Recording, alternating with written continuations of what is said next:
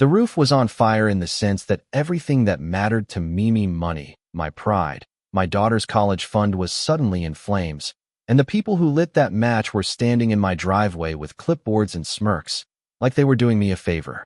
I remember the sound first, metal dragged, a hollow thunk as the first bracket came loose, and then the way the neighborhood went quiet, like somebody pressed a hand over a radio, everyone listening to what would happen next.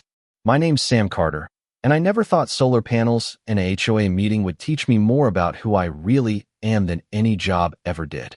We moved to Cedar Hollow because we wanted quiet, a place where the kids could run and the dog could chase a frisbee. Simple, ordinary reasons. I fixed things for a living, electrical wiring, old houses, the sort of tradesman pride that comes with a stubborn jaw and a toolbox. When I put panels on our roof, it felt like doing the right thing. Lower bills, cleaner energy, an investment that would keep my daughter, Jamie, warm through college. I read every permit. I triple-checked the installer's insurance. I paid for inspectors to come, because if you're going to make a gamble, make it with receipts. That's how I sleep at night, on a mattress of paperwork. So when Margot Langley showed up on a Tuesday with a stack of letters and a smile that never reached her eyes, it felt like someone had stood on my chest. Margot is the HOA president. Trim hair, tailored jacket, handshakes that taste like politics. She held up a notice about aesthetics and community standards, while her neighbor, a man named Dale, ripped the first panel loose right in front of us. "This isn't personal, Sam," Margot said, like she was offering a cake recipe, not tearing a $40,000 investment off my home. "It's the rules." The cameras on porches blinked like judgmental stars. That was Act 1, the conflict. The question that lived under my ribs was simple: why? Why us? Why now? Why the nasty little campaign of fines and late notices and anonymous letters shoved through our mailbox at midnight? At first I thought it was petty jealousy, a rich neighbor with a grudge, but things never stay small in places where power gets concentrated in a boardroom. There were motives. Margot's husband had been friendly with a local developer. The HOA had a habit of fast-tracking contracts for landscaping and security, always to the same handful of names. When I poked at the surface, I found threads, bank deposits, emergency assessments that never made sense on paper, invoices with line items that smelled like laundering.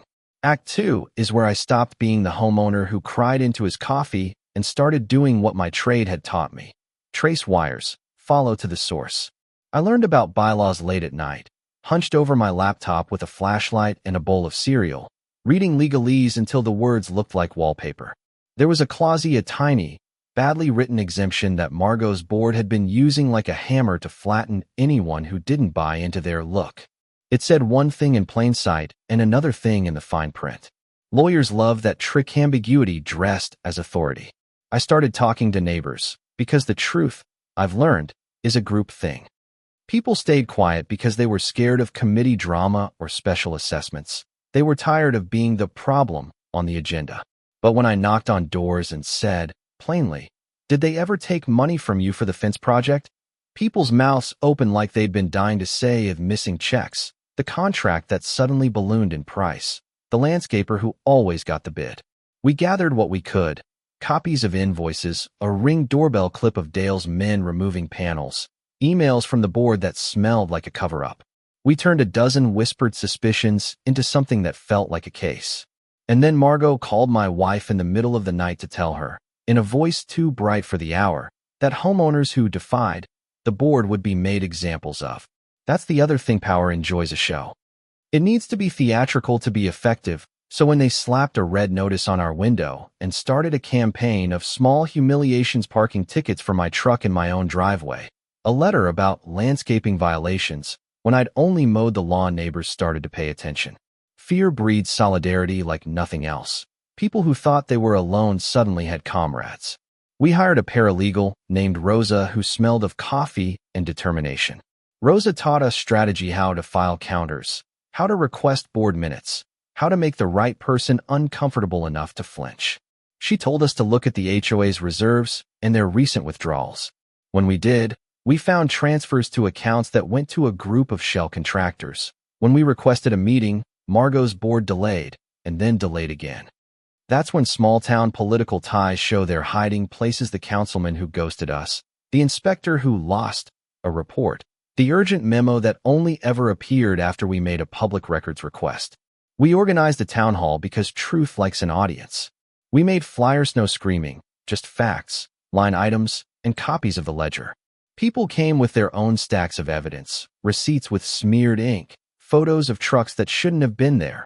A woman named Lena with her phone showing a voicemail where a board member admitted this special assessment was meant to cover private renovations. The room was a pressure cooker. It smelled like sweat and civilian courage. Margot sat behind the board table with her smile thin as a razor.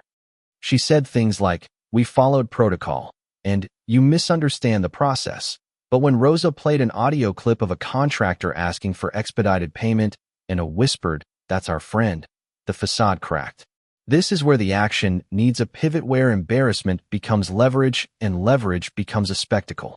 We found out the HOA had been playing a numbers game. Their required reserve levels had dipped because of those secret transfers. They were one bad audit away from being exposed. So we pressed.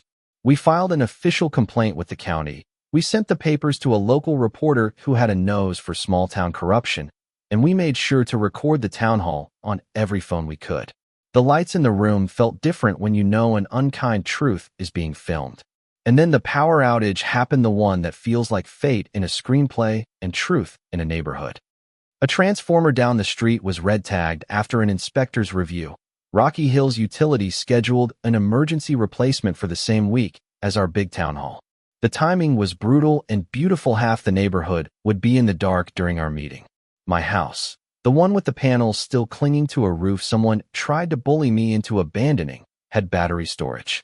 When the outage hit at 2 in the afternoon, candles were struck across porches, but my living room stayed lit. It was a small miracle. A kitchen lamp glowing like stubborn honesty in the dark.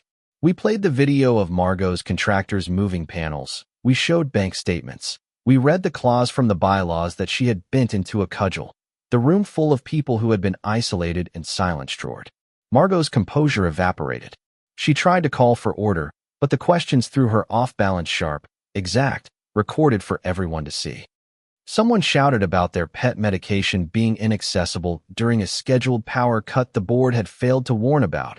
Another person demanded to know why the same landscaper got every bid. There was a line of testimony, small injustices stacked like proof, and it became impossible to stare at the paper and not see the person behind it. The climax came with a resignation, public, awkward, and definitive, and the call that an investigator from the county had opened a formal inquiry. That night, I sat on my stoop and watched my neighbor's porch lights blink back on, slowly, like a town waking up from a shared nightmare. We'd won something, yes, but the victory was messy. Agreements, settlements, the fog of legal maneuverings they don't make for a tidy bow. Margot resigned, but not without hints of appeals. Some board members stayed, and some left with sealed lips. The county froze accounts for review. The developers' invoices were audited. And our community voted to install a transparency policy, a simple requirement for 3 bids, and posted minutes that anyone could read. In the aftermath, I paid off Jamie's first semester. I planted a small garden in the place where a contractor had once left a tire track. We started a co-op for roof installations, fair and transparent, people helping people, the way neighborhoods are supposed to work. But some nights I still feel the scrape of that first bracket coming loose, and I know the story isn't finished. Power shifts, people adapt, and the next person with a smile like Margot's might find another lever. That's the open end we left deliberately. The idea that community can be beautiful and rotten, all in the same breath. So here's the thing I want you to take with you if you live in a place with covenants and committees.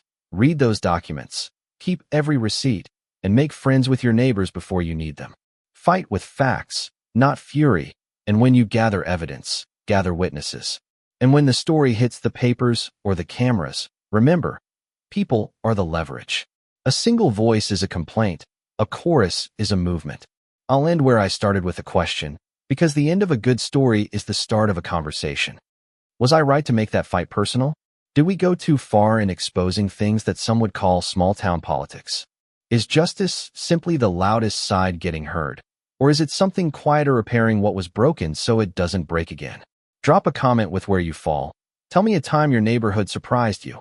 And if you're in a place like Cedar Hollow, say what you'd do differently. If you learned one thing from this, save that receipt.